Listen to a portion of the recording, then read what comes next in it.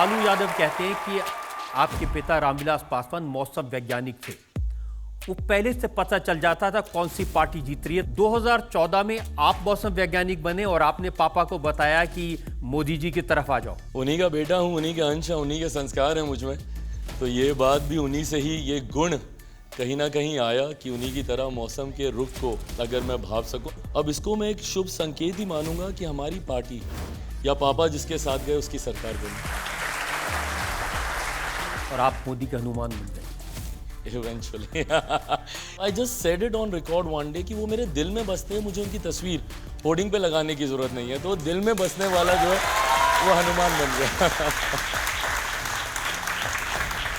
लेकिन देखिए विरोधाभास है। रामविलास पासवान जी तो मंडल कमीशन लेकर के आए थे। वो हमेशा शेड्यूल कास्ट के लिए, जनजातियों के लिए, वंचित के लिए खड़े रहे।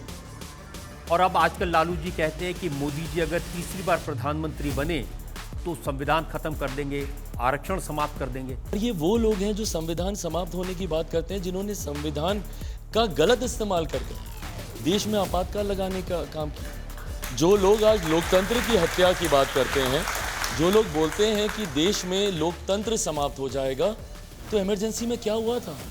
मोदी जी से बात की है, उनकी गारंटी है कि आरक्षण कभी खत्म नहीं होगा। हम लोग सरकार के हिस्से में हैं पहरेदार बनकर, तो ऐसे में ये गारंटी प्रधानमंत्री की तो है ही है, पर आज की तारीख में गारंटी मैं भी दे सकता हूं कि भाई जब तक चिराग पासवान है, कम से कम इस बात से तो डरने की जरूरत नहीं है कि किसी गरीब का कोई हक छीना जाएगा, ये विश्वास नहीं है। अब उनका जो बेटा है वो ये कहता है कि ये तो पता नहीं कहाँ से रेवंत रेड्डी आ गए, हम तो 5-5 बार चुनाव जीत कर आए हैं, मैं केसीआर का बेटा हूँ, ये तो आंध्र प्रदेश के लीडरों के जूते चाटकर चीफ मिनिस्टर बने। आज तो जनता तो 40% मैंडेट देकर मैं बना था ना, वो कहाँ पड़ा है केटीआर ने? केटीआर को चपरास नौकरी भी तेलंगाना में मिलने वाले नहीं है, फिर भी वो आईटी एंड इंडस्ट्रीज मिनिस्टर बन गए। केसीआर की सरकार ने आपके खिलाफ क्रिमिनल केसेस किए, आपको जेल में भेजा, तो ऐसा लग रहा है कि आप बदला ले रहे हैं उनसे। नहीं, अभी तो बदला शुरू ही नहीं हुआ, अभी लूँगा क्या शर्मा जी, अभी तो शुरू किया ही नहीं। मैं 6 गारंटीज अमल करना शुरू किया, अभी बदला लेना शुरू नहीं किया। वो ये कहते हैं कि आजकल ज़्यादा इसलिए बोल रहे हैं कि मेरे फादर को चोट लग गई, हड्डियां टूट गई और शेर बिस्तर पे है, अब शेर बाहर निकल के आएगा, फिर देखना। मैं वही बोल रहा हूँ भाई, आ जाओ, यहाँ पर बंदूक तैयार है, एक ही गोली से हो जाएंगे काम। मेरा भी पेशा है शेर को मारने का, मैं बिल्लियों को कुत्तों को नहीं मारता, मारे तो शेर को ही मारूंगा। आओ, मार के दिखा है ना इस चुनाव में। तो अब आप चीफ मिनिस्टर हैं, अब आप भी छोड़ेंगे नहीं? नहीं, ऐसे काम नहीं करता हूँ। जो लोग मेरे को आज ये कुर्सी दिए, जिम्मेदारी दिए, बहुत बड़ा सोच कर दिए, लोगों के लिए कुछ अच्छा करने के लिए, 6 गारंटीज इंप्लीमेंट करने के लिए, लॉ एंड ऑर्डर सुधारने के लिए, ड्रग फ्री हैदराबाद बनाने के लिए मुझे ये कुर्सी दी है। केटीआर को मारना है तो मेरे कुछ भी ज़रूरी नहीं थे, तो असेंबली में मैं जाके थप्पड़ मारता था। इसके लिए कुर्सी का ज़रूरी नहीं है, ये ऐसा गलत काम नहीं करता हूँ मैं, ये बहुत जिम्मेदारी है, ये जिम्मेदारी बहुत भरोसा से दी है, वो भरोसा नहीं तोड़ना चाहता हूँ मैं।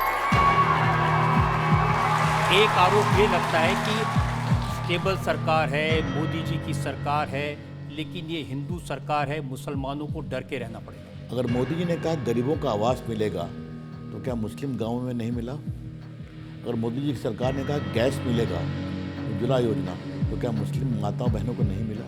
पॉकेट में 11 करोड़ किसानों को पैसे दे रहे हैं, 6,000 रुपये साल, या कहते हैं कि बटन दबा के पैसा भेजते हो तो मुस्लिम किसानों को नहीं? आप उनके शरीयत में इंटरफेयर करते हैं, उनके धर्म में इंटरफेयर करते हैं, आप कभी 3 तलाक का कानून बनाते हैं। 3 तलाक क्यों नहीं होना चाहिए?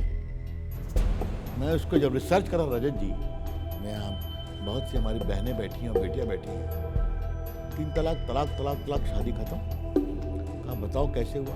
पत्नी लेट से उठी, तलाक, रोटी जली हुई बनी, तलाक।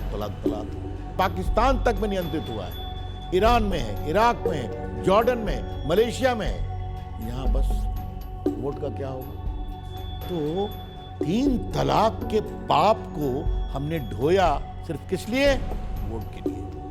भारत के बदलाव का समय है। India is on the cusp of great role for the world.